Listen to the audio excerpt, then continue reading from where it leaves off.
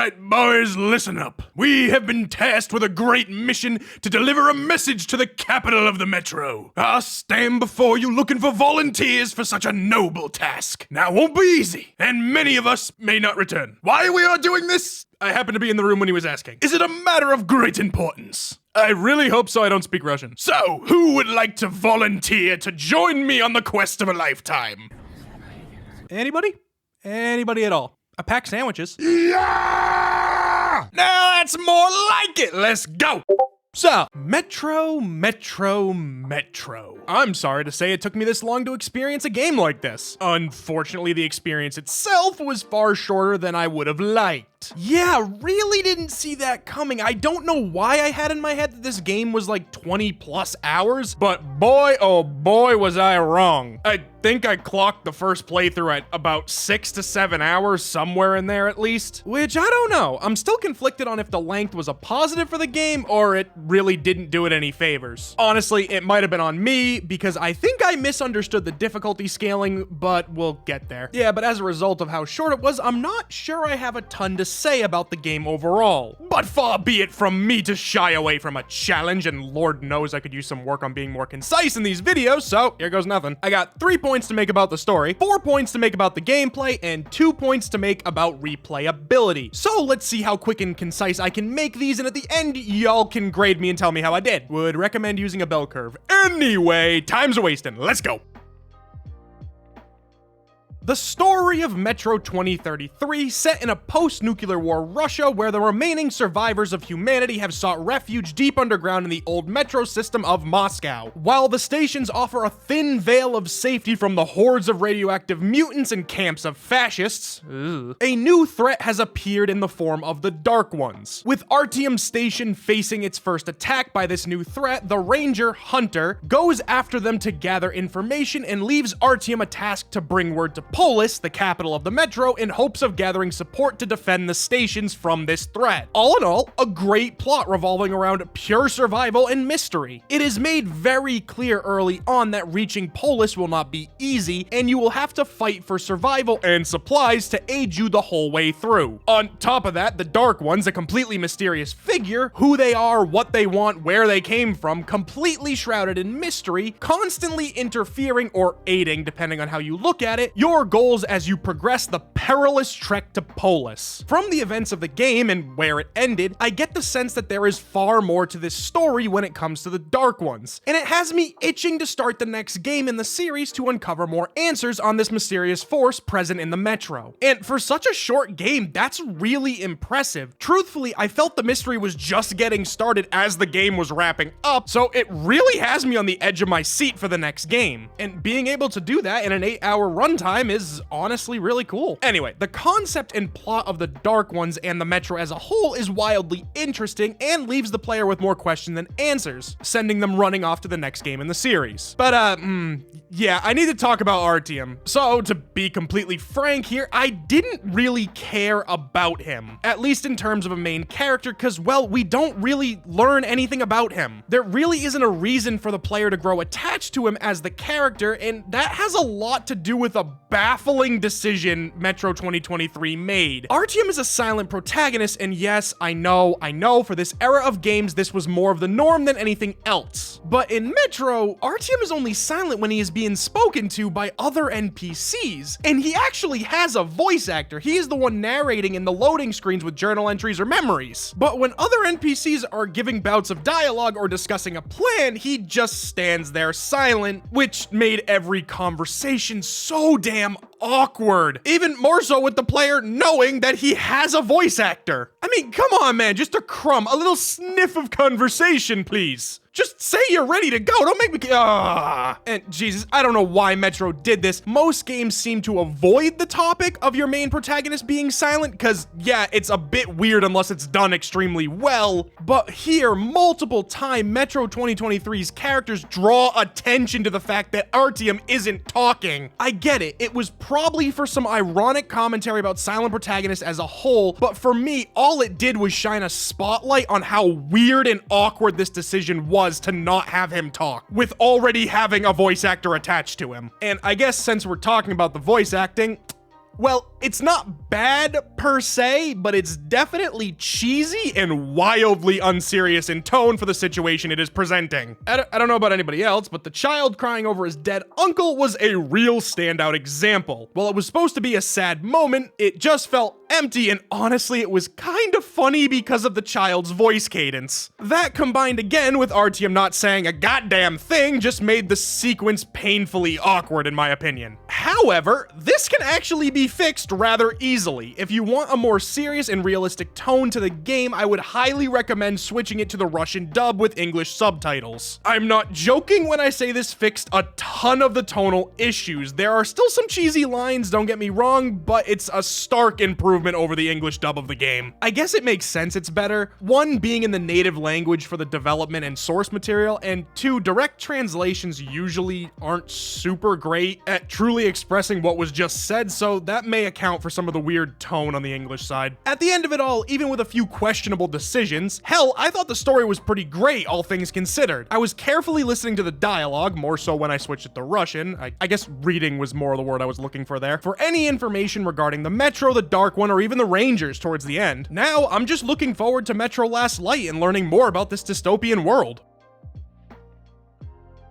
Now, there were a multitude of gameplay characteristics in Metro 2033 that were just a grand old time and oddly unique in feel, to say the least. But first and foremost, the setting and atmosphere of Metro 2033 is just top-notch. I mean, holy jumpin' Jesus Christ, the winding dark tunnels of the Metro that feel like they go on for miles upon miles at a time, or the devastated Moscow surface in the throes of nuclear winter that is somehow more dangerous than the mutant-filled tunnels of the underground haven. Talk about nuclear apocalypse done right. The Metro system railway tunnels, where you spend the majority of the game, make sure to remind you constantly just how dangerous of a place you have found yourself in. From collapsed sections of tunnel to radiation-polluted water and waste leaking from every crack, mutant rats scurrying about the walls, mutant spiders galore, and if that wasn't all terrifying enough, we got fascists too.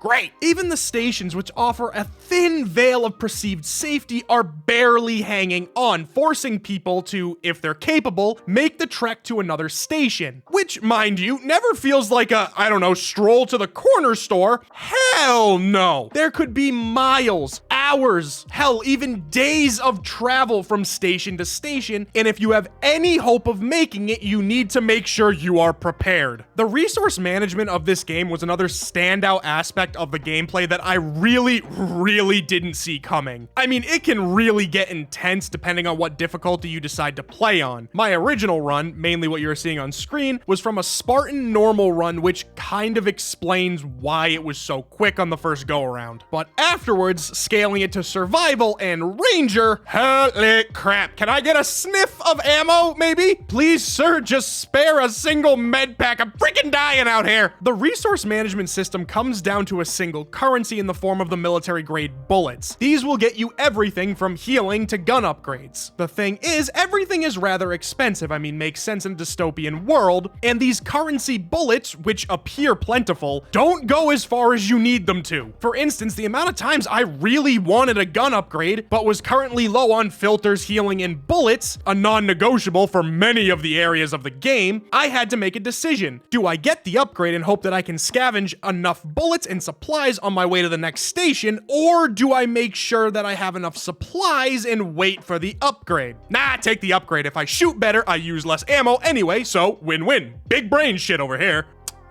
Yeah, only needed to make that mistake once. This game starves you of supplies, giving you just enough to get by, but mistakes are costly. Missing shots had my heart drop, especially in areas where I needed everything I could get. Running low on my filter time had me searching every body, every box, everything, just praying to find one before the dreaded beeping started. On top of that, running into a group of mutants was genuinely a problem. For one, they are fast as hell, so I needed them to get in close before shooting to minimize wasted shots, and by the time I got rid of them, any supplies I had been able to find had all but evaporated. The survival aspect of this game is brutal, and you will feel it at every moment. It's so fitting for such an amazing setting like that of the Metro. I genuinely don't think I can remember the last time I played a game that gave me this much trouble just trying to cling to life. Now, with Metro 2033 doing such a great job in terms of setting and selling the brutal resource management needed to survive in this apocalyptic world,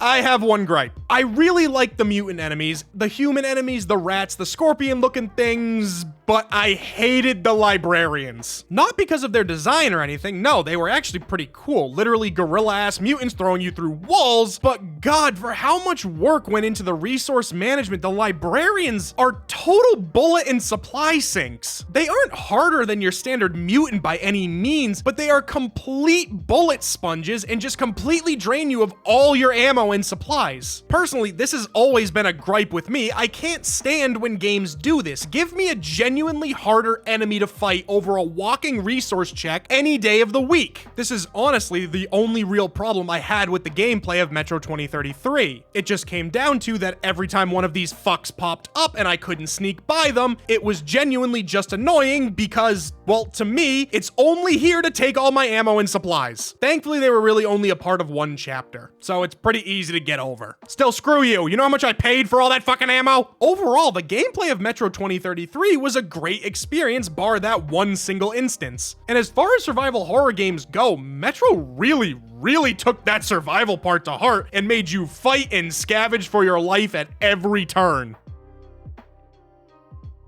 Now, in terms of replayability, seemingly the hardest category for most games with only a single mode of play, Metro 2033 kinda has a lot to offer in terms of difficulty options. Having the option to actually change the rate in which supplies can be found really adds a whole layer of extra difficulty on top of the traditional easy, normal, hard selection options. I did play through the game a few times with different combinations of difficulty settings, and honestly, I feel that Survival and Ranger is more than likely how the game was intended to be played. Even when playing on Spartan and Ranger difficulty, Ranger always felt like the best balance in terms of damage output to mutants and humans, as well as damage incoming from enemy attacks. Though at the same time, with that being said, if you want to hunt down the other ending or explore all the hidden safes and areas, playing on Spartan and normal is a good way to get some exploring in. Definitely 100% less stressful in terms of resources. Through this, it allows you to explore more of the story and maybe hunt down a few more journals and really flesh out the Metro and its history.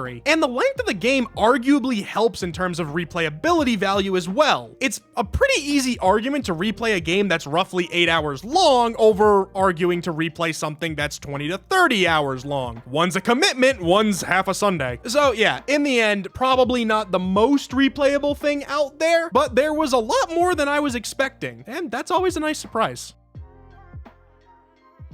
So, I guess the only question we have left is Metro 2033 Redux worth $19.99? Look, don't kill me for this one, but no. I feel it is definitely one of those games that you should wait until it's on sale. The game is great, I'm not trying to say it isn't, but there are a few factors that make me say that. For one, it goes on sale for $1.99 every other month. Hell, it's currently on sale for $2.99. Definitely grab it for that price if you can. And number two, it's the length of the game. This is why I said I was conflicted as to it being a positive for replayability, but also not doing it any favors. As if you don't super love the game, you may only get a single 6 to 8 hour playthrough and you just paid 20 bucks for it. To me, that's not worth it. It's on sale often enough that it would be pretty easy to get a better deal. And even with that being said, I can't deny I had a great time with the game. I really did. If anything, Metro 2033 makes me super curious about the next games in the series. So I guess that's gonna have to be another series I'm gonna have to add to my list.